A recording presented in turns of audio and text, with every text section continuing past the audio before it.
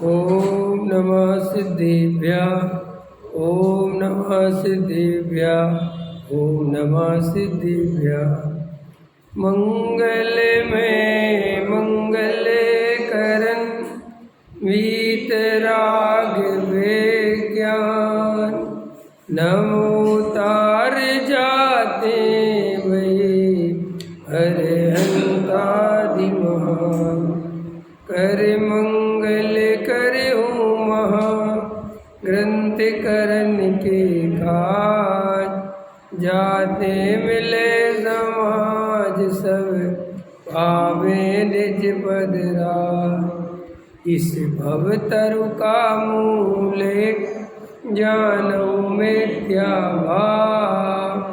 ताको कर निर्मूल अब करिए मोक्ष उपाय। संतप्त मानस शांत हो जिनके गुणों के गान में। वे वर्धमान मान जिन विचरे हमारे। मोक्ष मार्ग प्रकाशक सातवां अधिकार उभयाभासी मिथ्या दृष्टि, इस पे अपनी चर्चा चल रही है। पृष्ठ क्रमांक 255। इस प्रकार नयों द्वारा एक ही वस्तु को एक भाव अपेक्षा ऐसा भी मानना और ऐसा भी मानना वह तो मिथ्या बुद्धि है, परंतु भिन्न भिन्न भावों की अपेक्षा नयों की प्ररूपणा है। ऐसा मानकर यथासंभव वस्तु को मानना सो सच्चा श्रद्धान है। इसलिए मिथ्या दृष्टि अनेकांत रूप वस्तु को मानता है, परंतु यथार्थ भावों को पहचान कर नहीं मान सकता, ऐसा जानना। कल अपन ने इस पर चर्चा की थी कि अनेकांतवादी भी मिथ्या दृष्टि हैं। वो क्यों है और उनकी श्रद्धा इतनी कमज़ोर क्यों है? कल अपन ने इस पर चर्चा की थी। काल्पनिक भगवान को मानने वाले और वास्तविक भगवान को मानने वाले दोनों में क्या अंतर है। अब ये प्रश्न एक उत्पन्न होता है कि आखिर ये दुनिया में जैन दर्शन को छोड़कर बाकी के जितने भी दर्शन हैं, सभी दर्शनों ने किसी न किसी रूप में इस सृष्टि का कर्ता ईश्वर को माना है।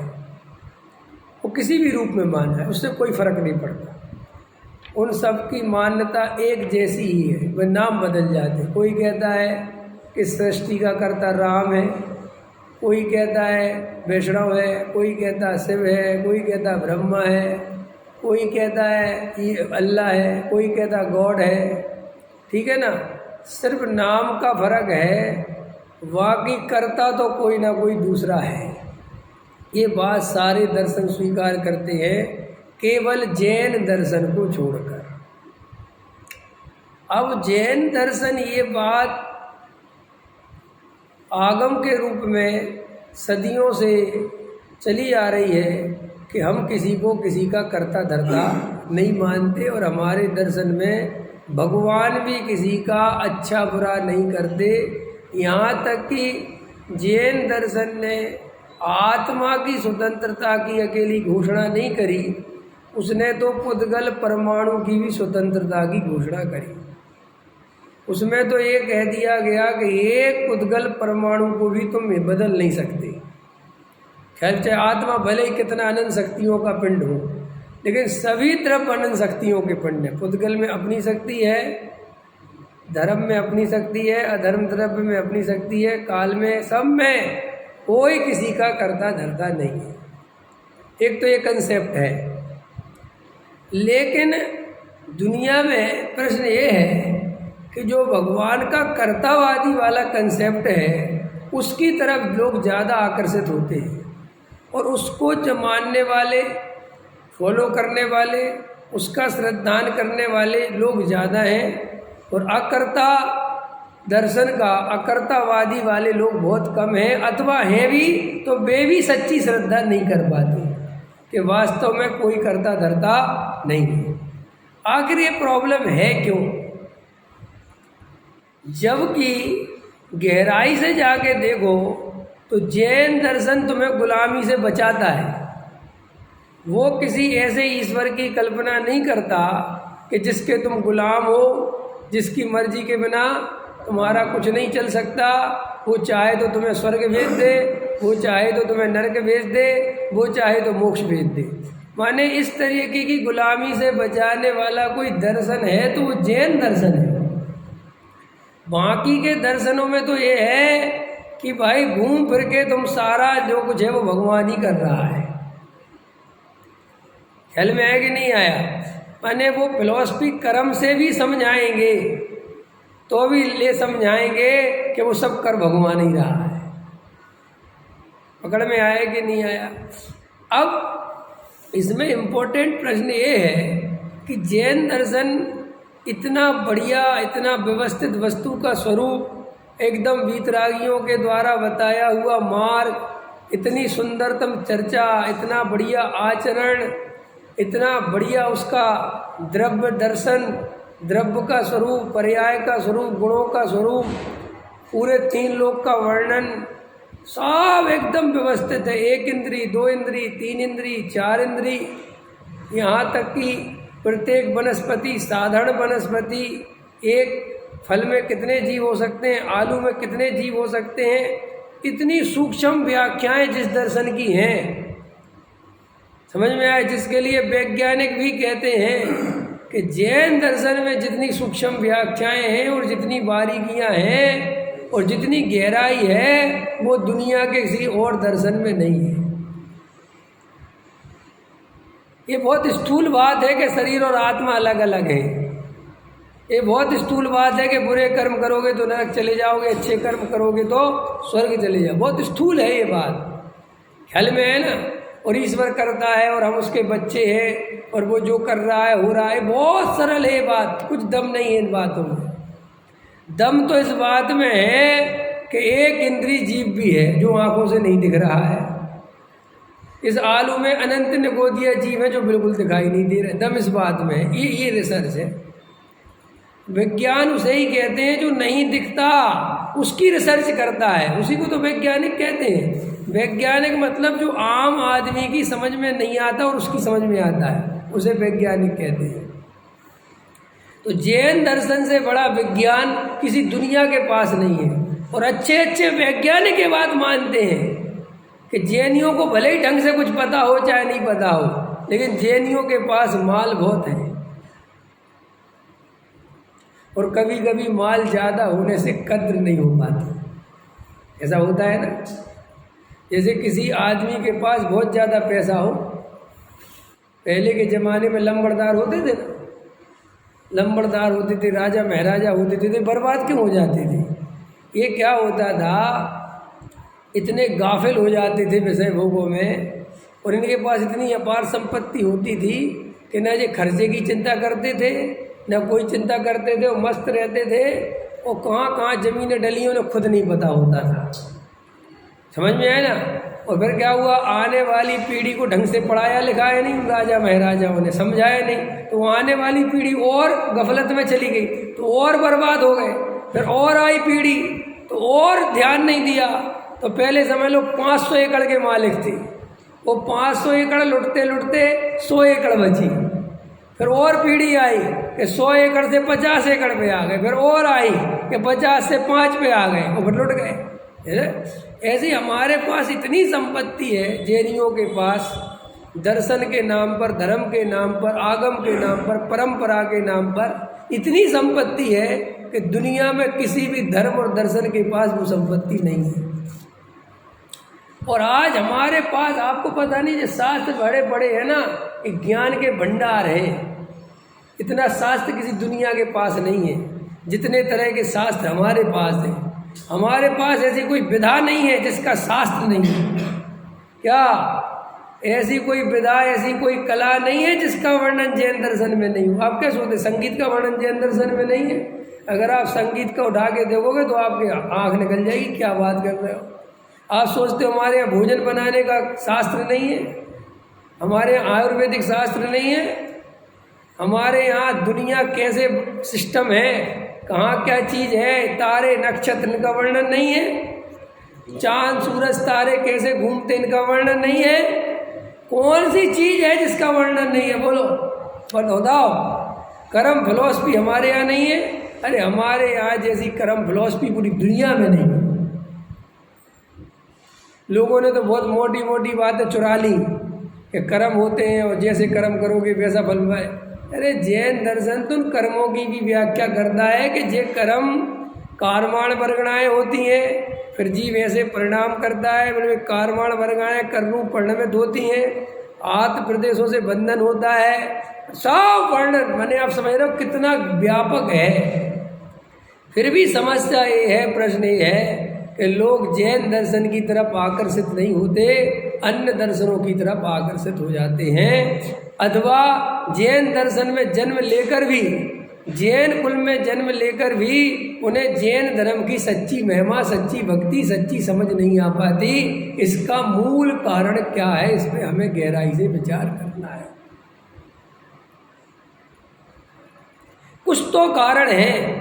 हालांकि समंतबद्ध आचार्य ने आज से 2000 वर्ष पहले इसके कारण गिनाए। उनने कारणों में कारण गिनाया है कि सबसे पहला कारण तो काल का दोष है। ये पंचम काल है और यहाँ पे ऐसा ही सर्वज्ञ भगवान ने बताया है कि जिन दर्शन का ह्रास होगा, सच्चे बात का ह्रास होगा, झूठ, फरेब, मायाचार, छल, कपट, ऐसे लोग ज़्यादा जन्म लेंगे, ऐसी आत्माएं ज़्यादा जन्म लेंगी। समझ में आए ना। और ये जो असली धर्म है उसको समझने वाले, मानने वाले, पहचानने वाले बहुत कम लोग होंगे। एक तो ये कारण गिनाया, लेकिन इस कारण में हम कुछ नहीं कर सकते।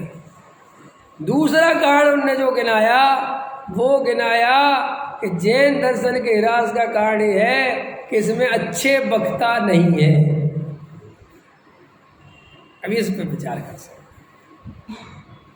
जी अच्छा वक्ता होने का मतलब क्या है? अच्छा वक्ता होने का मतलब ये है कि आप अपनी बात सामने वाले के सामने किस तरीके से रखते हो जो उसको प्रभावित कर सके, जो उसको समझ में आ सके, उसे वक्ता कहते हैं। जिसका प्रेजेंटेशन ऐसा हो कि जिसके प्रेजेंटेशन को देख के आपको और मन करे सुनने का। ख्याल में आया कि नहीं आया? तीसरा कारण उन्होंने सुनाया कि श्रोताओं के अंदर वक्रता आ गई है, कसाय बहुत तीव्र है। अब श्रोता धर्म नहीं समझना चाहता, अब श्रोता धर्म के नाम पर कसाय का पोषण करना चाहता है। अब श्रोता को आत्मा से प्रेम नहीं है, मान कसाय से प्रेम हो गया है। अब श्रोता वक्ता से प्रशंसा सुनना चाहता है, अपनी आत्मा की नहीं। ख्याल में है ना? इसके कारण ये ह्रास हो गया है। अब हमें विचार करना है कि हम जैन दर्शन के झंडे लेके चलते रहे, खूब बड़े बड़े मंदिर बनाने की सोचते रहे और एक अंदर से वो वक्रता बनी रहे, वो कसाय की तीव्रता बनी रहे, हम सच्चे श्रोता नहीं बन पाए तो हमारा क्या होगा? समझ में आ रहा कि नहीं? आज हम जितने मंदिर बनाते हैं और जितना मंदिरों में पैसा खर्च करते हैं, ध्यान देना मेरी बात, जैनी लोग, चाहे वो दिगंबर हो चाहे श्वेतांबर हो, मैं किसी के बारे में नहीं कह रहा, ख्याल में है ना। लेकिन चूंकि हम दिगंबर हैं तो हम तो दिगंबर ही के बारे में बोलेंगे। हम लोग जितना पैसा मंदिर बनाने में खर्च करते हैं, अगर उसका वो मंदिर उतने ना बना के हम कोई ऐसी जगह बनाते, नहीं समझ में आया, कि जहाँ हमारे प्रेजेंटेशन की व्यवस्था बहुत बढ़िया होती, जहाँ हम पंथवाद संप्रदायवाद से उठा के केवल आपको तत्व ज्ञान समझाने की, ख्याल में है ना, आपको शांति की और आपकी कोई तकलीफ है तो उसको दूर करने के सेंटर बनाते, तो शायद लोग ज़्यादा आपके पास आते। अगर हम खोखला आचरण ना करके, ख्याल में है ना, असली आचरण पालते, असली आचरण समझते हो कि नहीं समझते हो? देखो भाई, बाहरी क्रियाकांड करना बहुत आसान है, पानी छानकर पीना बहुत आसान है, लेकिन झूठ बोलना छोड़ना कठिन है।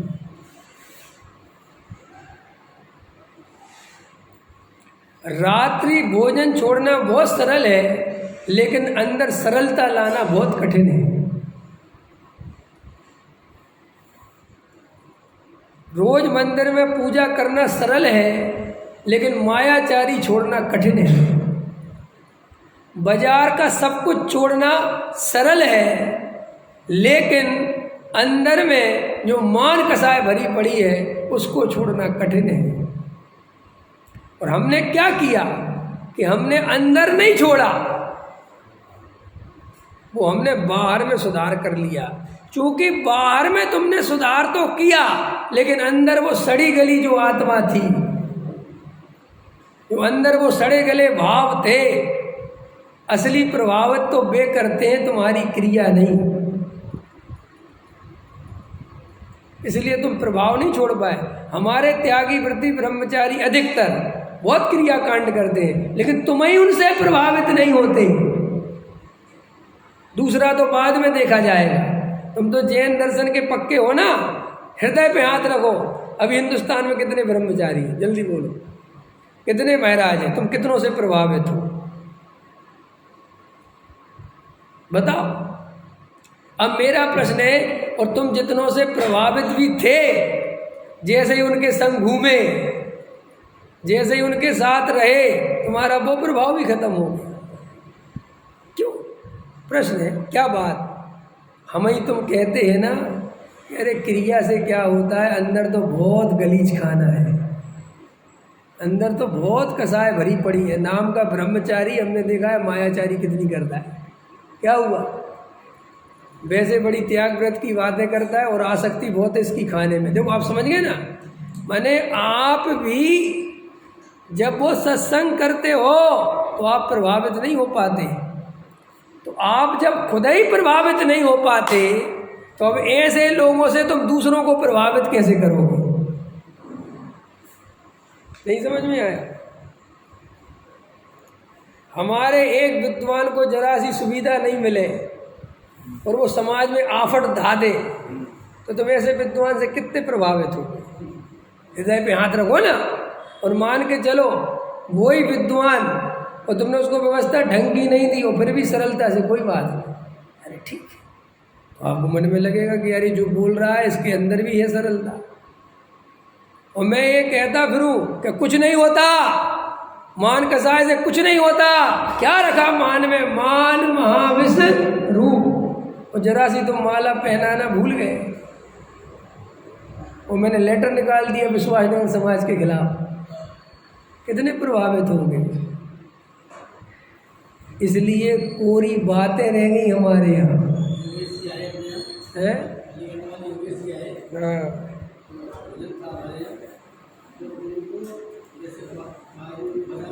हाँ हाँ वो सुना। हाँ हाँ किसी के यहाँ है, किसी के यहाँ नहीं है। इससे आप समझ गए ना मेरा कहने का मतलब? हाँ, हम कह रहे आप प्रभावित हुए ना, आपको वो बात आज तक याद रह गई ना। लेकिन मैं रात में पानी नहीं पीता, कहाँ तक याद रहेगा? इससे क्या होता है? आप पकड़ रहे हो मैं क्या कहना चाहता हूँ? आप ये जो आपने जो चॉइस कर ली ना, आपने गलत चॉइस कर ली। आपने क्या किया कि जो असली काम था कठिन वाला, वो आपने छोड़ दिया, और आपने उसको ढक लिया इस क्रिया कांड से। आप समझ गए ना? पकड़ में आ रही क्या कह रहा हूँ मैं? आपके अंदर जो मायाचार था, आपके अंदर जो क्रोध था, आपके अंदर जो लोभ कसाय भरी पड़ी थी, जो पैसों की आसक्ति पड़ी थी, जो आपके अंदर शरीर संयोग में एकत्व बुद्धि पड़ी थी, ख्याल में है ना? इन सबको आपने बाहर के 2-4 क्रिया कांड से ढक लिया। बस सीधी सी बात। जैसे मुझे यहाँ पे कोई बीमारी है, कोई तकलीफ है, वो है, तो मैंने ढक लिया। भाई ऐसे आपने बाहर के क्रिया कांड से वो चीज़ ढक ली। तो ढक ली तो क्या हुआ कि तुम बाहर से तो धर्मात्मा दिखने लगे, लेकिन अंदर से धर्मात्मा तो हुए नहीं थे। और अंदर से धर्मात्मा नहीं हुए थे, तो फिर जो तुम्हारे संपर्क में आया, वज्रसेन जी, जो मतलब अभी जो का भी अर्थ बहुत खतरनाक है। जो का अर्थ बाहर वाले नहीं, तुम्हारे घर वाले। सबसे पहले तो तुम्हारे बेटा बेटी, उनने देखा तुम्हारा नंबर 2 का आचरण। नंबर 2 का आचरण देखा कि नहीं देखा? कि क्या देगा कि ये बाहर से तो इतनी बढ़िया क्रिया क्रिया करता है और अंदर से 5 रुपए के लिए प्राण छोड़ दे। ख्याल में है ना? तुम्हारा रिश्तेदारों के प्रति, भाई की प्रति उनने मायाचार देखा कि हमारे पिताजी अपने सगे भाई से कितना जलता है, मायाचार करता है। सामने आ जाता है तो कहता आओ भाई साहब, आओ भाई साहब, है ना, बैठो बैठो। और जैसे ही जाता है तो जाते ही कहता किस घड़ी में आ जाता है रोज रोज। अब वो तुम्हारा ये दोहरा आचरण रोज देखता है और तुम पानी पीते हो छान छान। ब्याज का 1 रुपया नहीं छोड़ रहे। एक नीतिकार ने लिखा है ब्याज के संबंध में कि कभी कभी आदमी को ब्याज इतना प्यारा हो जाता है कि वो मूल धन भूल जाता है। और आगे ये लिखा कि वो ब्याज के सुख में आयु क्रम भूल जाता है कि आयु बीत रही है। वो कहता अच्छा होगा 3 महीने बीत गए, 3 महीने का ब्याज हो गया और 5% ले रहा हूँ। ब्याजी लोगों को देखा है कि नहीं देखा तुमने?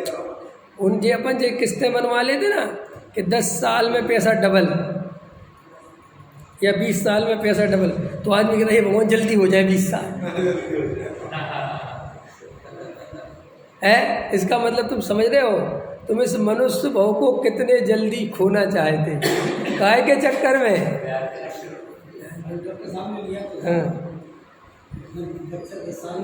हाँ, वो 1 साल में 5 साल का हो जाए अगर ऐसा हो तो। मेरा कहने मतलब समझ गए मैं क्या कहना चाहता हूँ? आखिर हम दूसरे लोगों को तो छोड़ो, हम अपने घर वालों को ही प्रभावित क्यों नहीं कर पा रहे? आज सारे जैन समाज के लोग हल्ला मचा रहे हैं, हमारे बच्चों में संस्कार नहीं है, हमारे बच्चों में क्या हो रहा है, ना जाने क्या हो रहा है। क्या हो रहा? अपने आप को देखो, पता चल जाएगा क्या हो रहा है। मुझे ये समझ में नहीं आती, जैन दर्शन सर्वोत्कृष्ट दर्शन है, सर्वोत्कृष्ट आचरण है, सब कुछ है, पर हमारे बच्चे अन्य जातियों में शादी कर रहे हैं।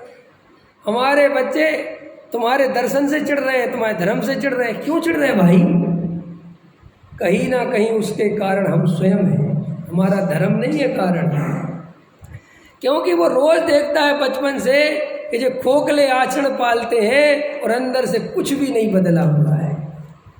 अंदर से तो बेटे को ही शिक्षा देते हैं, अरे छोड़ पाठशाला बाद में देख लेना, पहले भैया पढ़ाई देख, पैसा कमा, बढ़िया कुछ बन के दिखा। समझ में आया? आजकल हिंदुस्तान में कोई वैल्यू नहीं है, विदेश में जा। ये शिक्षा कौन दे रहा है? शुरू से भजन कौन दे रहा है? और बाद में रोते हो बैठ के, अरे जब ये शिक्षा दी थी तो कम से कम इसी में खुश रहो। अब रहता है बेटा विदेश में, रहने दो। अब वो तकलीफ, मैं कितने मुमुक्षुओं को जानता हूँ जो बहुत पहले मुमुक्षु बन गए थे लेकिन अपने बच्चों की शादी गैर मुमुक्षु में करी। क्यों करी? नहीं समझ में आया कि नहीं साहब वो मुमुक्षु मिल तो रहे थे लेकिन पैसा गैर मुमुक्षु के पास था। तो वो बच्चा तुम्हारा किससे प्रभावित होगा? पैसे से कि तुम्हारे मोक्षु धर्म से? क्योंकि वो देखेगा हमारे पिताजी सुबह शाम प्रवचन सुनते हैं और आत्मा की बड़ी बड़ी बातें करते हैं, लेकिन जब असली काम आता है तब कहते रहे तू आत्मा एक तरफ रख, जीवन पैसे के बिना नहीं चलता। वैसे तो समझाते पुण्य पाप के खेल, इनसे ना ही हमारो मेल है। सबसे ज्यादा सुविधा भोगी समाज कौन सा है? बोलो।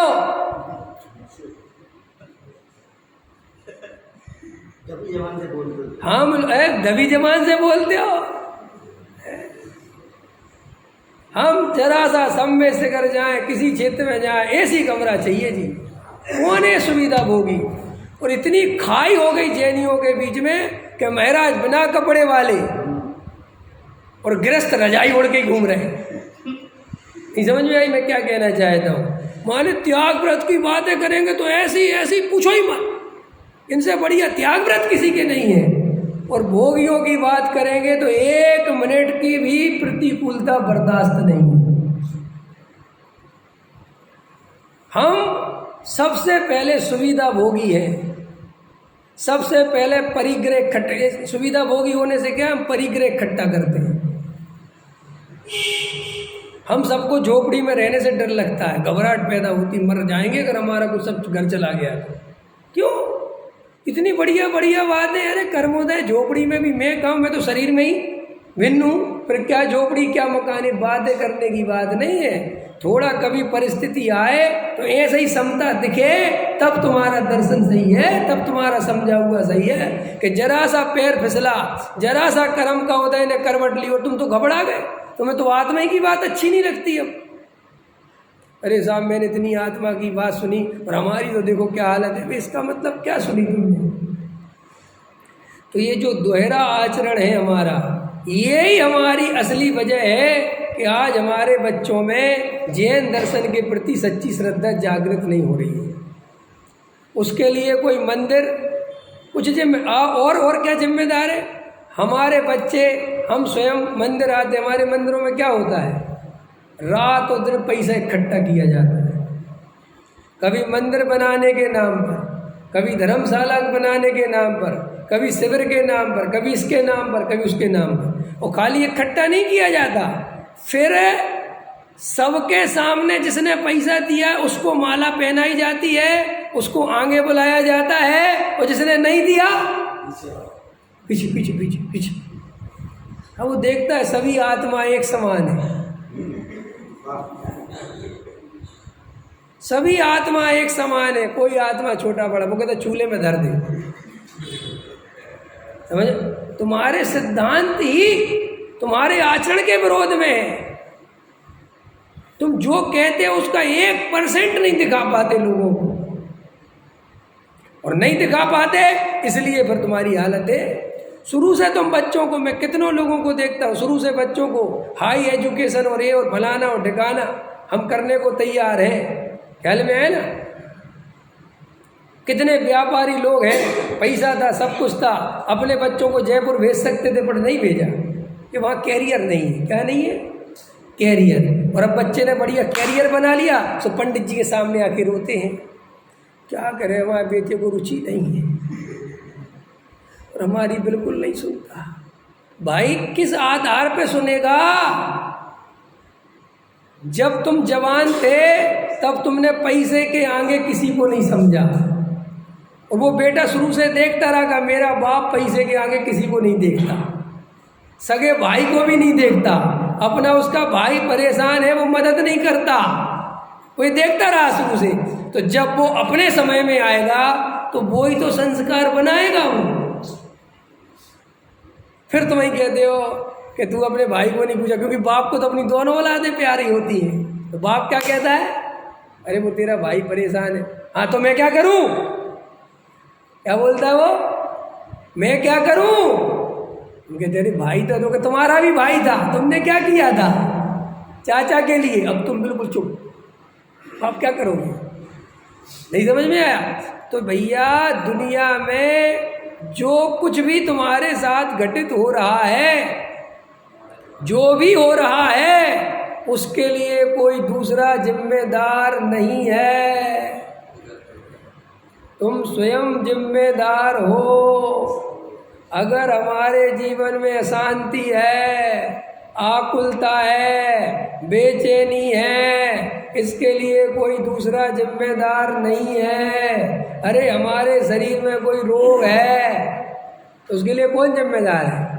आज मेरे पेट में बहुत दर्द हो रहा है, तो डॉक्टर क्या पूछता, कल क्या खाया था? कल थोड़ा पकोड़े खा लिए थे, बात खत्म। अब उसके लिए जिम्मेदार कौन है? कोई भगवान जिम्मेदार है, कोई कर्म जिम्मेदार है, तुम स्वयं जिम्मेदार हो। ऐसे ही आज हमने स्वयं, जो हमारे बुढ़ापे में जो हमारी स्थिति बन रही है, उसके लिए कोई परद्रव्य जिम्मेदार नहीं है। हमने जवानी में जो गलतियां करी थी उसका रिजल्ट तो बुढ़ापे में आना ही आना है।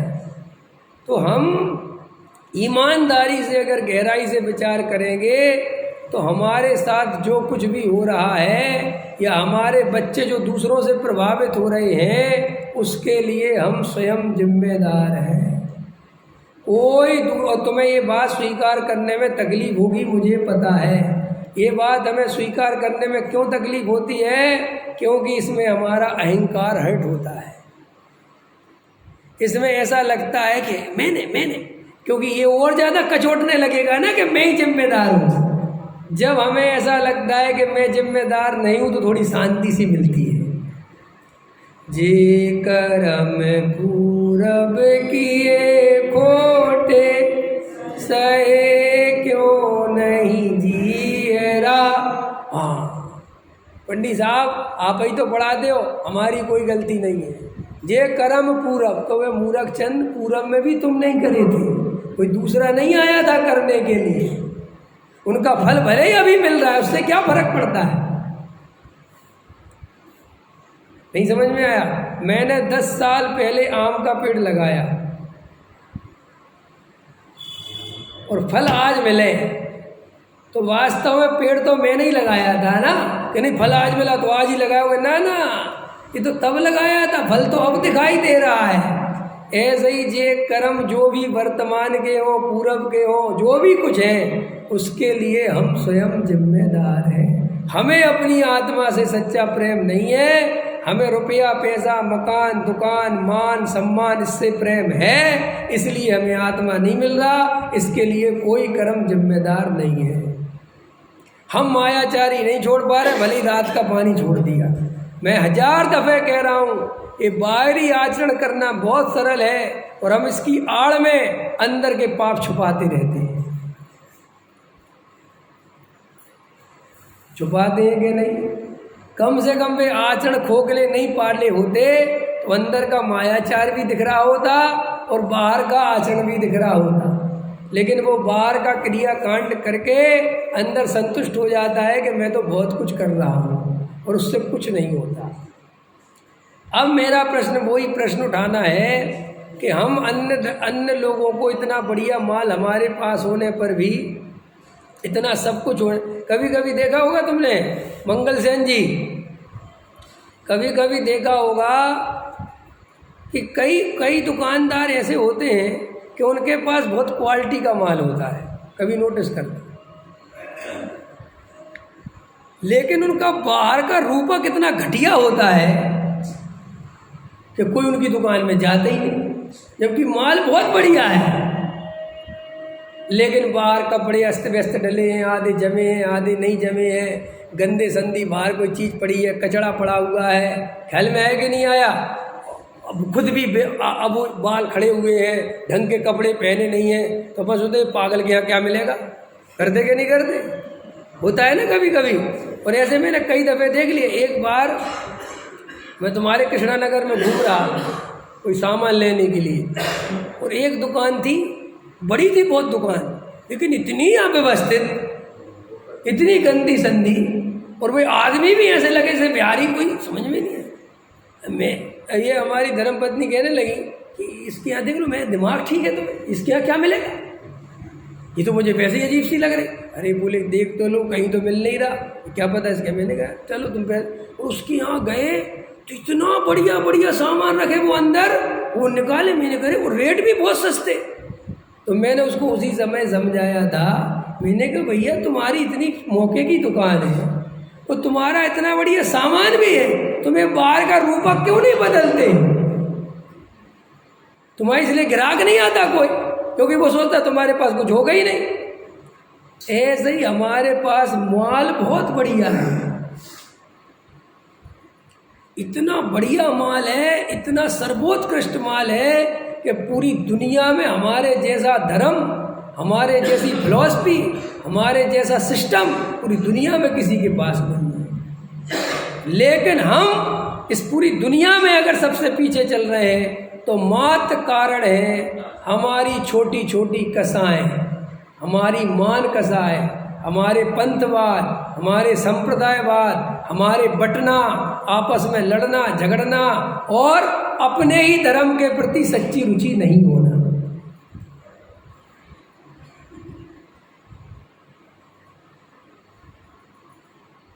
देखो भाई, तुम्हारा क्रियाकांड किसी को प्रभावित नहीं करता, प्रभावित करता है तुम्हारा अन्य जीवों के प्रति व्यवहार कैसा है। नहीं समझ में आया? हम रास्ता देख के चलें कि एक इंद्रिय जीव, दो इंद्रिय जीव, तीन इंद्रिय जीव कोई मर नहीं जाए, समझना मेरी बात। और संगी पंचेंद्रिय के साथ तुम्हारा दुर्व्यवहार है, बोलो क्या होगा? वो एक इंद्रिय वाला आचरण तुम्हारा प्रभावित करेगा कि एक गरीब आदमी से तुमने कैसे बात करी, एक गरीब आदमी के साथ तुमने कैसा व्यवहार किया, ये प्रभावित करेगा, बोलो। और यही तुम्हारा सबसे व्यवहार सही नहीं है। इसलिए वो सब दुनिया कहती है कि जैनी कोई, क्यों? वो दिखता है उनको। अब चलो, ये बात मैंने इतनी कह दी, अब अंदर चलो। अकर्ता वाली बात इतनी बढ़िया होने पर भी, इतनी गजब बात के सब कोई किसी का कर्ता धरता नहीं है, सब द्रव्य स्वतंत्र है, सब पर्याय स्वतंत्र है, कुछ करने धरने की बाला कोई नहीं है, इतनी सर्वोत्कृष्ट बात भी होने पर लोग भगवान के कर्तावाद की ओर आकर्षित होते हैं, लोग भगवान को कर्ता मानते हैं। उसका कारण क्या है? ये बात मुझे रखनी थी। उसका बहुत गहरा कारण मैं बताता हूँ। उसका बहुत गहरा कारण क्या है? हम अनादि काल से मिथ्या दृष्टि है, और अनादि काल से मिथ्या दृष्टि होने के कारण जन्मों जन्मों से हमने अपने को शरीर रूप अनुभव किया है, संयोग रूप अनुभव किया है, और अपने को कमजोर माना है, दीनहीन माना है। क्योंकि जो अपने को शरीर रूप अनुभव करेगा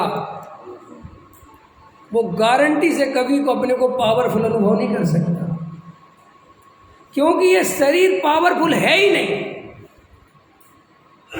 ये निरंतर इंद्रियों का गुलाम है। काहे का गुलाम है? बोलो जल्दी। अब ये इंद्रियों का गुलाम है और तुम अपने को शरीर मानते हो, तो ऑटोमेटिकली क्या खड़ा हो जाता है? गुलामी। भूख किसे लगती है? शरीर को के आत्मा को? जल्दी बोलो। शरीर को लगती है। भूख किसकी जरूरत है? और हमने अपने को माना शरीर, तो शरीर माना तो शरीर में लगी भूख, तो तुम्हें लगता है रोटी नहीं होगी तो मेरा क्या होगा? गुलामी चालू हो गई। तुमने अपने को माना शरीर, और ये सर्दी गर्मी बारिश में परेशान होता है, तो इससे बचाने के लिए घर चाहिए, कपड़े चाहिए, समझ में आया? सुविधाएं चाहिए, तो तुरंत एक गुलामी चालू हो गई कि अगर ये नहीं होगा तो मेरा क्या होगा। इस शरीर को अपना मानने के कारण हमारी गुलामी दिन पे दिन प्रतिदिन बढ़ती चली जाती है और हम असहाय महसूस करते हैं। अब इस फिलॉसफी को आगे समझो कि इसमें जो गुलामी चालू हुई तो भय चालू हो गया। गुलामी क्या लाती है? भय। भय समझ गए? भय माने समझ गए? डर।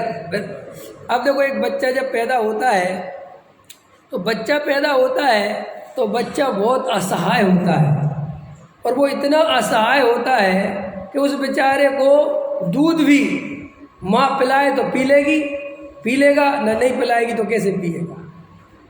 पकड़ पक्की बात है ना।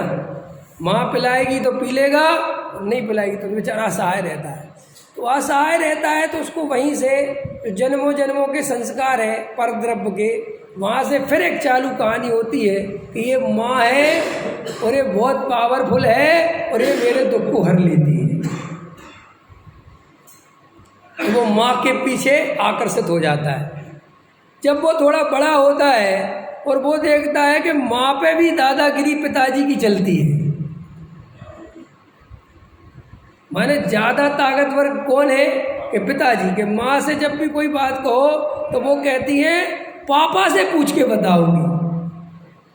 वो कहता है बच्चा, मम्मी ये चीज़ कर दूं, ये चीज़ ला दो, पापा से बात करना, पापा दे। तो वो सोचता है पापा और सर्वशक्तिमान है, तो वो पापा के पीछे आकर्षित हो जाता है। फिर वो जब और आगे जाता है, स्कूल में जाता है, तो वहाँ पे देखता है कि एक टीचर है, और टीचर इतना पावरफुल है कि 50 बच्चे डरते हैं। मेरे पापा से तो मैं ही अकेला डरता हूँ, लेकिन टीचर से तो इससे मतलब ये और ज़्यादा पावरफुल है। तो कहानी बढ़ती चली जाती है और फिर वो टीचर को देखता है कि प्रिंसिपल कल डांट रहा था, तो इसका मतलब है प्रिंसिपल पावरफुल है। और ऐसा वो पावरफुल होते होते होते होते होते कल्पना होते होते वो जिसे सबसे ज़्यादा पावरफुल मानता है, फिर वो उसके मुंह से सुनता है कि हम तो कुछ भी नहीं है, सबसे ज़्यादा पावरफुल तो भगवान है। जो कुछ हो रहा है सबके मुंह से एक बात सुनता है कि भगवान है, भगवान है। वो पी के फिल्म में दिखाया है ना कि वो भगवान के बारे में कुछ नहीं जानता, लेकिन जब उसका वो रिमोट नहीं मिलता और वो जिसके पास भी जाता है तो कहते बेट बच्चा भगवान की इच्छा होगी तो मिल जाएगा। तो वो कहते अरे भगवान कौन है इस पृथ्वी पे है? ऐसे देखो बिल्कुल मनोवैज्ञानिक है ना, वो कहते भगवान कौन है कि मूरा क्या भगवान कैसे दिखते हैं? तो वो कहते भैया कहाँ मिलेगा कि मंदिर मिलेगा। तो अब भैया इसके मंदिर में जाता है, फिर इसके मंदिर में जाता है, फिर इसके मंदिर में जाता है, फिर उसके मंदिर में जाता है। वो कंसेप्ट दिखाया ना उनने कि व्यक्ति कितने अनजान तरीके से ऐसी कल्पना करता है, और उसकी कल्पना गलत नहीं इस रूप में कि वो बचपन से ही देखता है कि एक के बाद एक के बाद एक पावरफुल आदमी मिले तो जरूर कोई ऐसा आदमी होना चाहिए जो सर्वशक्तिमान है, और वो सर्वशक्तिमान को स्वीकार करने में ज़्यादा सहूलियत महसूस करता है, अच्छा महसूस करता है इस अपेक्षा के कोई नहीं है, क्योंकि वो भयभीत है, वो डरा हुआ है। और जो आदमी डरा हुआ है तो वो चाहता है कि मेरे ऊपर किसी का हाथ बना रहे ना। जब अपन छोटे से होते हैं या अपना बच्चा छोटा सा होता है, वो माँ बाप को 1 मिनट नहीं छोड़ता है क्या? बोलो। हमारे बच्चे जब छोटे छोटे होते हैं, मेरे बच्चे दोनों छोटे छोटे हैं, तो सोएंगे तो बिल्कुल दोनों मेरे पास सोएंगे, 1 सेकंड भी कल्पना के जाओ अलग सो, हमें तो डर लगता है। और अभी यही बच्चा बड़ा होगा, मैं कोई छोटा हूँ, समझ में आया कि नहीं आया? तो एक जो सर्वशक्तिमान की कल्पना है ये अंदर चलती रहती है, और लोगों को इसमें अच्छा लगता है कि कोई भगवान है और वो सुख दुख करने वाला है, वो कहीं विराजमान है, वो बैठा हुआ है और वो सब कुछ कर रहा है। ये धारणा लोगों को ज़्यादा अच्छी लगती है, बजाय इस धारणा के कि कोई करता धरता नहीं है, तुम स्वयं जिम्मेदार हो। तो उस ओर जल्दी आकर्षित होता है कि ये बहुत अच्छा है कि हम किसी भगवान की पूजा करें और वो हमारा दुख हर ले। और कोई तर्क करे कि तुमने आज तक भगवान देखा है, ख्याल में आया ना, तुमने देखा है कोई भगवान? वो कहता भले ही नहीं देखा लेकिन होना चाहिए, क्योंकि इतनी बड़ी दुनिया अपने आप कैसे चलेगी। बस सीधा तर्क है, बात खत्म हो गई। अब हम लोग जो अकर्ता वाले हैं, जो अपन भगवान को कर्ता नहीं मानते, फिर भी अंदर खाने में जाके देखो हमारे भी मुंह से वही निकलता रहता है, भगवान बचा ले। और फिर अपन ने कहा नहीं भगवान कुछ करते धरते नहीं है, तो कर्म सारा खेल करता है। तो हम किसकी गुलामी करने लगे, किससे डरने लगे? कर्म से। पहले भगवान से डरते थे, अब किससे डरते हैं? कर्म से। और मज़ेदार बात है, कर्म से डरते हैं, मायाचारी से नहीं डरते। कर्म हमारा गुलाम है कि कर्म के हम गुलाम हैं? जल्दी बताओ। कर्म का कौन? कर्म हम कर्म के गुलाम। अच्छा बताओ, कर्म जैसा जैसा आएगा मेरे साथ वैसा वैसा होगा कि मैं जैसा जैसा करूंगा कर्म वैसा वैसा आएगा? तो मालिक कौन हुआ और तुम किसे मानते हो? असली प्रॉब्लम यहाँ है। मास से नियम ले लो, मैं मायाचार नहीं करूंगा, कर्म बंधना बंद हो जाएगा। झूठ नहीं बोलूंगा, चाहे कुछ हो, असर कटता है कट जाए। पैसे के प्रति आसक्ति नहीं रखूंगा, कोई दम नहीं है। देखते कौन सा कर्म परेशान करता है, आओ मेरे पास आओ कर्म। आखिर हमारे मुनिराज ने भी तो पूरब में कर्म बांधे थे ना, बांधे होंगे कि नहीं? एक भी कर्म की मजाल है जो सम्यक दृष्टि को परेशान कर दे? एक भी कर्म बताओ जो सम्यक दृष्टि को परेशान करने में समर्थ हो? तो फिर सम्यक दर्शन क्यों नहीं लेते? पकड़ में आया? ये जो हमारे अंदर भय चल रहा है जन्मों जन्मों से, इस भय के कारण हम अकेला होना नहीं चाहते, हमें डर लगता है। ये पूजा पाठ को हम पकड़े रहते हैं, भगवान को पकड़े रहते हैं, हम जानते हैं जबकि अरे हमारे अंदर तो इतने भेद चलते हैं।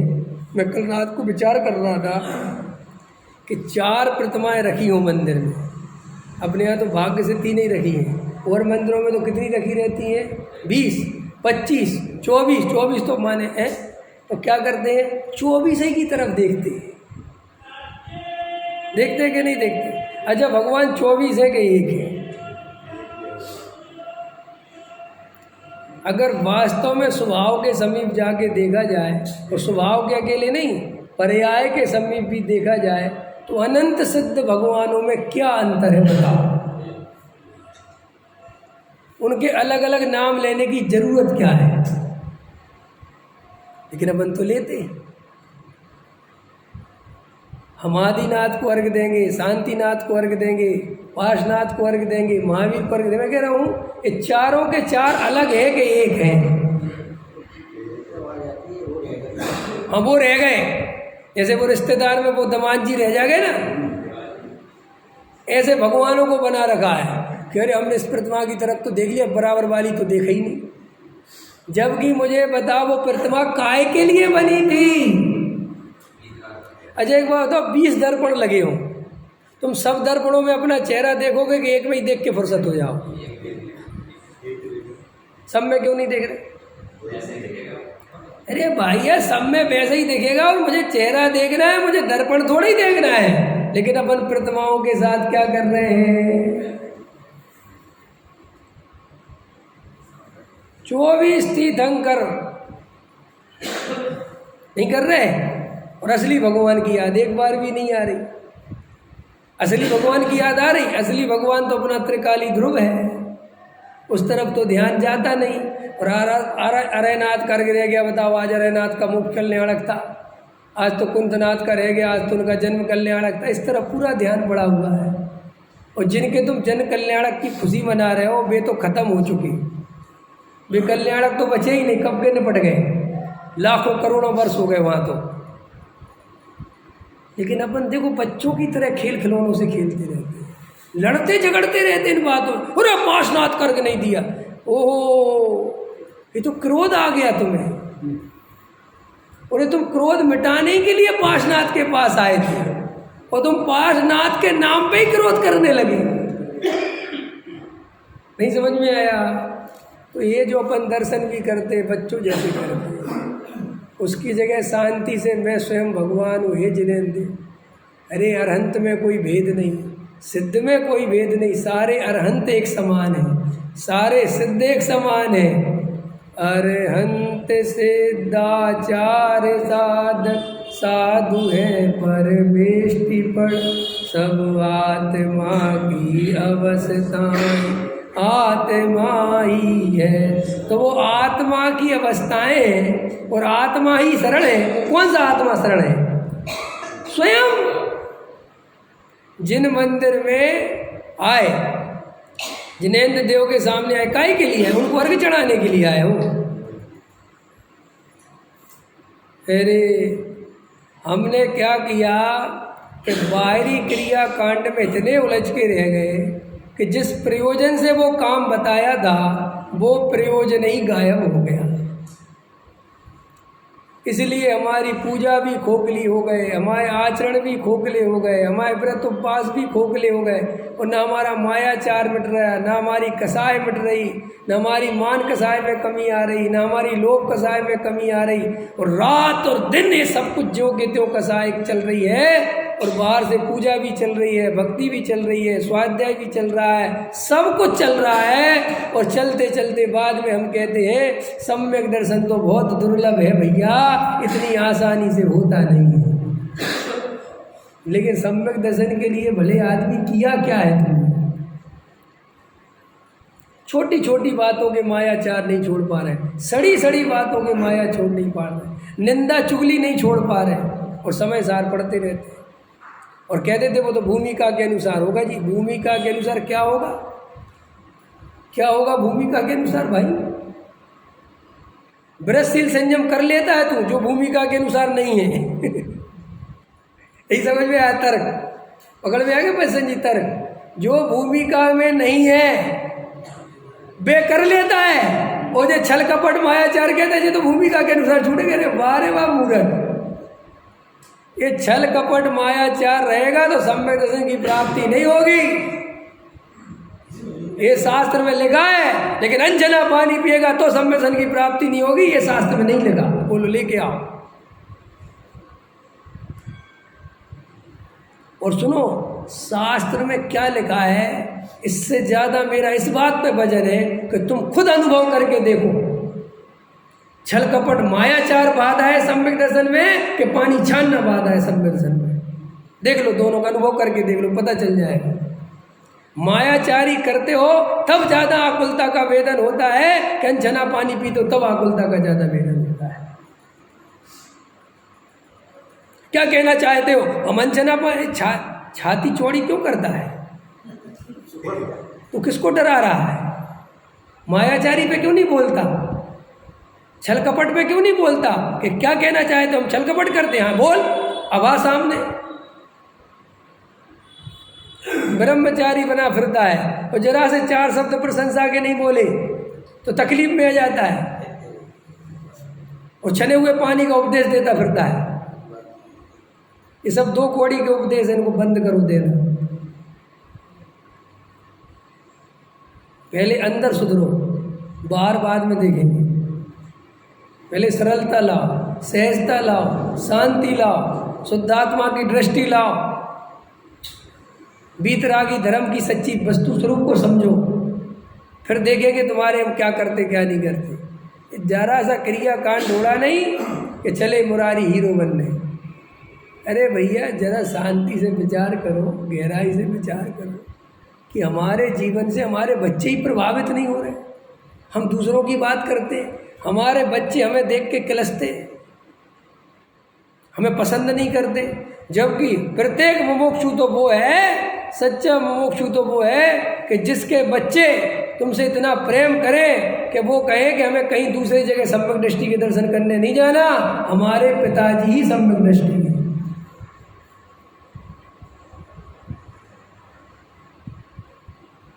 तब मानी जाएगी तुम्हारी असली बात, तब समझोगे तुम करता क्या है। लेकिन हृदय पे हाथ रखो, तुम्हारा बेटा तुम्हें कितना धार्मिक समझता है। तुम कहते अरे वो क्या जाने, वो सब जानता है, उससे ज़्यादा अच्छे से तुम्हें कोई नहीं जानता। क्यों भैया देखते नहीं है? सब हम तुम्हारे साथ कितना रहते हैं? तुम तो हमें यहाँ 21 घंटे को मिल गए, वो तो 24 घंटे बचपन से देख रहा है, पहले दिन से देख रहा है कि जी मेरा बाप क्या करता है। फिर तुम घर में ही पुड़िया पोर लेते हो आपस में। पुड़िया पोरने तो सोचते हो ना, आपस में ही समझा समझते हो, बाहर मत बताना, सब चीज़ें होती हैं। तुम कहते ठीक है सब समझ गए। ऐसे ही जब तुम हमारे चंगुल में फंसोगे तो हम भी कहेंगे बाहर मत बताना।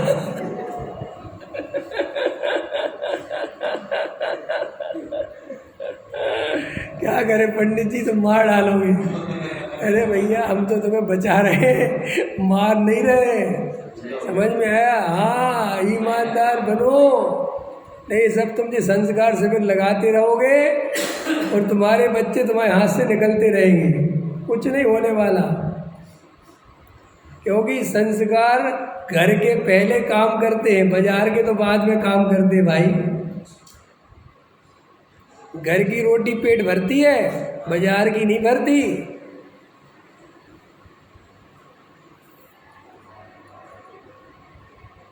अच्छे अच्छे करोड़पति हो ना, बड़े से बड़े अरबपति हो, तो भी रसोईया घर में ही रखते, घर में ही भोजन बनवाते।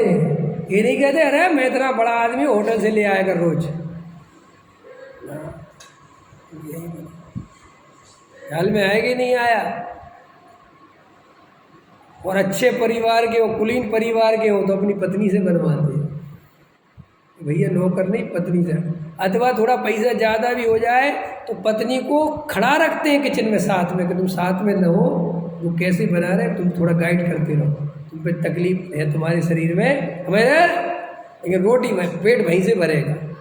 ऐसे ही श्री गुरु कहते हैं असली धर्म तुम्हारी आत्मा से ही प्रकट होगा,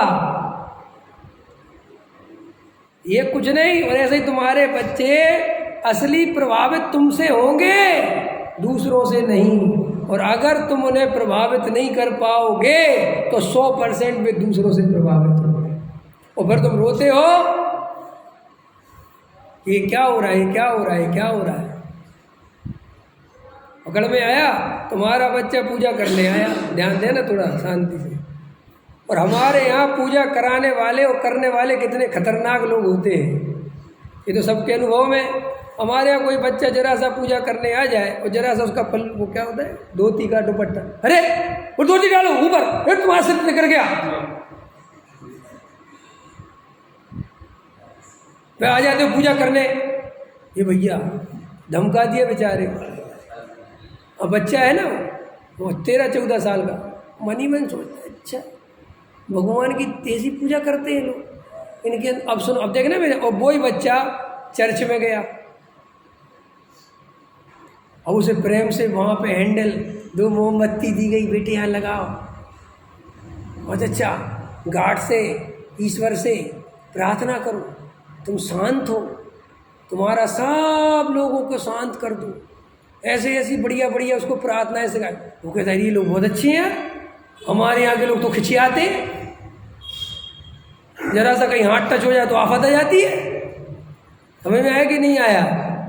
ये सब जो तुम्हारे और हमारे जीवन में जो अंतर घटित होते हैं, फिर कहीं ना कहीं वो बच्चा ये सोचता है ये तो बेकार है। मैंने कितने बच्चों को जैन दर्शन से चिढ़ते देख रहा हूँ कि क्यों, कि फोटो बेटा तुम चिढ़ते क्यों, क्या बात है, कह रहे बस वो जो अब उसकी गहराई में जाके पूछोगे तो कहीं ना कहीं आपकी गलती निकलेगी, समाज की गलती निकलेगी। हमें प्यार देना आता ही नहीं। फिर प्यार देना क्यों नहीं आता? क्योंकि हमारे अंदर खुद ही प्यार नहीं, हम दे कहाँ से? हमें भी ऐसे ही ट्रीट किया गया तो ऐसे हम भी आगे ट्रीट करते हैं। जिस सास बहू की कहानी क्यों नहीं निपटती पता है तुम्हें? इसका मनोवैज्ञानिक कारण पता है तुम्हें? नहीं पता किसी को, तो हम लोगों को तो पता होनी चाहिए। इस सास बहू की कहानी इसलिए नहीं निपटती कि ये परंपरा से चली आ रही है। जो वो सास है ना वो कभी बहू थी, क्योंकि सास भी कभी बहू थी, तो बहू थी ना तो उसकी सास ने उसके साथ बहुत जुल्म करे थे। कैसे जुल्म करे थे कि सास के सामने सर नहीं उगाड़ सकती थी, ऐसे नहीं बैठ सकती थी, वैसे नहीं बैठ सकती, उसने बड़े कष्ट सहे थे। अब उसकी बहू आ गई, अब उसकी बहू अगर उसके सामने कुछ थोड़ा सा वो करे तो उसको बड़ा कलेजा को आग लगती है कि मैंने तो इतना सहा और जे महारानी तो आगे बड़ी महारानी हो रही। फिर वो अपने टुकड़े सुनाती है, तो मैं तो कुछ भी नहीं है, तुम्हारी सास मेरी सास देखती तो तुम तो रह भी नहीं पाती एक दिन। अब बस वो कहानी चलती चली जाएगी। वो बहू से प्यार कर ही नहीं सकती, कर ही नहीं सकती। हमारे यहाँ इतनी धर्म की बातें सुनते हैं और बेटी और बहू में राई पहाड़ का अंतर रखते हैं। बोलो, इतना समय सार सुनने के बाद, आत्मा की बात सुनने के बाद, धर्म की बात सुनने के बाद, प्रत्येक जीव भगवान है ये सुनने के बाद, हम बेटी और बहू में अंतर रखते हैं। बेटी के लिए मरे जाते हैं। एक चुटकुला है, माँ ने फ़ोन किया बेटी के लिए, बेटी क्या कर रही हो? कि मैं सो रही हूँ। घरे बेटी 8 बज गए। हाँ हाँ कोई बात, अरे बहुत अच्छा बेटे सो लिया करो, थक जाती हो। बेटे चाय तुम्हारे दामाद जी बना रहे हैं। हमारे तो भाग्य खुल गए, कितना अच्छा दामाद मिला हमें। ख्याल में आया कि नहीं आया? वो चुटकुला पढ़ा मैंने। और यहाँ पर वही कहानी उल्टी करो कि फिर यहाँ कहती है कि बहू क्या कर रही हो, 7 बज गए अभी तक नहीं उठी। समझ में आया? शर्म नहीं आती है, घोड़े बेच के सो रही हो, बिल्कुल कुल की मर्यादा बची नहीं है। और गलती से बेटा चाय और बना रहा हूं है, आँख ऐसी फाड़ के दे गए, जा मर जा, उसी के जा उसी के पल्लू से घुस जा। ऐसे बोलते कि नहीं बोलते? ये भैया दामाद के लिए मुंह से फूल बरस रहे थे, बेटी के लिए कहते तेरा तो बहुत ही बढ़िया, और बहू के लिए ये क्या है ये सब? ये तुम समय सार सुनते हो, ये तुम आत्मा की बात सुनते हो, तुम अपने को जैनी कहते हो। कैसे तुम्हारी बहू तुमसे, तुम्हारे आचरण से प्रभावित होगी? समय तो हो गया। एक कहानी थी सेठ की, कभी कभी याद आ जाती मेरे को। एक क्या हुआ, एक बहू थी, उसकी शादी हुई, एक सेठ था उसके घर आई, तो उसने क्या देखा कि उसका जो ससुर है वो कहीं घी में मक्खी गिर गई या क्या, जो भी है, तो वो उस मक्खी को लिया और घी निचोड़ा एक दूसरे उसमें। तो उसने कहा अरे कितना कंजूस घर में आ गई, मैं तो मर गई। वो तो रोने बैठ गई भाई कि मैं तो मर गई, इतना कंजूस आदमी, इतना कंजूस आदमी, इतना कंजूस आदमी, ये तो मुझे जीने नहीं देगा। ख्याल में है कि नहीं आया? तो सेठ जी ने देखा कि अरे बहू बहुत दुखी है, क्या बात? उसने कहा बेटा क्या बात है? अरे कुछ नहीं, उदास उदास सी रहे। तो एक दिन उस बहू ने कहा कि देखते हैं मेरे लिए क्या कर सकते हैं। तो उसने कहा पिताजी आज मेरे सिर में दर्द हो रहा। क्या दर्द हो रहा? कहानी पौराणिक कहानी है वर्तमान में कि क्या हो रहा बेटे? सिर दर्द। अरे बेटे सिर दर्द हो रहा है, बताओ बेटे मैं क्या करूं? क्या बोले कुछ नहीं, मेरे पिताजी तो जब सिर में दर्द होता था तो माड़क पन्ना मोती सिलवट में घिसते थे और सिर पे लगा देते थे। क्या क्या घिसते थे? माड़क मोती पन्ने ऐसे कूटते थे, ऐसा लगा देते। उसने कहा अच्छा बेटे मिट जाता? बोले हाँ। लाया माड़क मोती डाले खलबट में और कूटने को हो गया। तुम एकदम बेटी के लिए रुको पिताजी। तो क्या हुआ? तुम्हारा सिर दर्द हो रहा? अरे आप क्या कर रहे हैं, तो बहुत कीमती है। अरे बेटे तुम्हारे सिर से ज़्यादा कीमती थोड़ी है। तो वो बहू ने कहा अरे भैया मैं तो इन्हें ऐसा समझ रही थी कि, फिर उसने कहा कि मैं पिताजी आपको ऐसा देखिए। तो बेटे बोले जहाँ व्यर्थ का बर्बाद हो वहाँ बर्बाद नहीं करना, लेकिन जहाँ जरूरत हो तो वहाँ बिल्कुल चिंता मत करना। अंतर समझ में आएगी नहीं? अब वो देखो कितनी प्रभावित हो। मेरा कहने का मतलब ये है कि अरे भाई अगर तुम बच्चों को सच्चा प्रेम दोगे, आगे आगे उनको प्रेम दोगे, तो 100% बच्चे इतने बुरे नहीं है कि फिर वो प्रेम नहीं देंगे। वो तो चूंकि तुम प्रेम का दिखावा करते हो, शुरू से तुम्हारा दोहरा आचरण देखते हैं, तो वो तुमसे नफरत से भर जाते हैं। एक बात बताओ, जो पत्नी अपने पति की इज्जत नहीं करे उसके बच्चे उसकी इज्जत करेंगे? क्यों नहीं करेंगे? इसलिए नहीं करेंगे कि वही संस्कार काम करता है कि पहले उसको सबसे बड़ी कौन दिखती है? अपनी माँ, और फिर माँ से बड़ा कौन दिखता है? पिता। लेकिन जब पिता की माँ ही इज्जत नहीं करती, पिता से माँ ही ढंग से नहीं बोलती, तो बच्चे तो 100% नहीं बोलेंगे।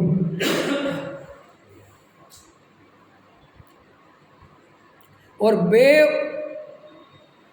वे महिलाएं, वे औरतें जो अपने आप को बहुत चतुर समझती हैं और अपने पति की इज्जत नहीं करती, अथवा कहते सब बराबरी है, वे अपने पैर पे कुल्हाड़ी पटकती हैं। कि क्यों? इसलिए पटकती है कि वो कल के दिन वो बच्चे हैं ना जो, वे तुम्हारे पति का वो सम्मान नहीं कर पाएंगे, फिर तुम्हें दुख होता है। क्यों? कि भाई वो देखता है तुमने ही सम्मान नहीं किया। घर में कभी कभी ऐसा होता है कि तीसरे नंबर का भाई तेज है और बड़े 2 भाई सीधे हैं और छोटे भाई भी समझ लो सीधे। तो क्या होता है, बड़े भाई के बच्चे ज़्यादा किससे डरते हैं? अपने पिताजी से नहीं, चाचा से। कि तुम इतना चाचा से हमारे पिताजी डरते हैं। अंतर समझ में आया ना? तो भैया ये सम्मान, ये प्रेम, ये वात्सल हृदय से होना चाहिए। तो देखो ये जो कर्तावाद की व्याख्या मैंने आज करी है, ये बहुत इम्पोर्टेंट है कि भैया ये कर्ता दुनिया को जल्दी समझ में आता है, क्योंकि हर आदमी अपने ऊपर कोई ऐसा भगवान चाहता है जो उसका सुख दुख हर ले, और वो ऐसे काल्पनिक भगवान के भरोसे जीना चाहता है। और जब उसे ये कहते हैं कि कोई भगवान नहीं है, कोई करने धरने वाला नहीं है, तो वो सोचता है कि ये तो गड़बड़ है, मैं अकेला नहीं रहना चाहता। ख्याल में है ना? इसलिए हम अकर्ता की बात करते हुए भी कहीं ना कहीं कर्तृत्व के शिकार बने रहते हैं। इसलिए हम पैसा जोड़ना चाहते हैं, मकान बनाना चाहते हैं, और पैसा जोड़ना चाहते हैं। ये सब भय के कारण होता है, क्योंकि अंदर भय लगता है कि भैया भगवान तो कुछ करने वाला नहीं है, पैसा जोड़ लो, पैसे ही काम आएगा। इसलिए आसक्ति नहीं टूटती। इतनी जो जगत की चिंता सता रही है, संयोगों की चिंता सता रही है, आयु कर्म पे भरोसा नहीं है, शरीर की चिंता सता रही है, कोई वेदनीय कर्म पे भरोसा नहीं, नाम कर्म पे भरोसा नहीं। अरे भाई, जो उदय जैसे आने होंगे आएंगे।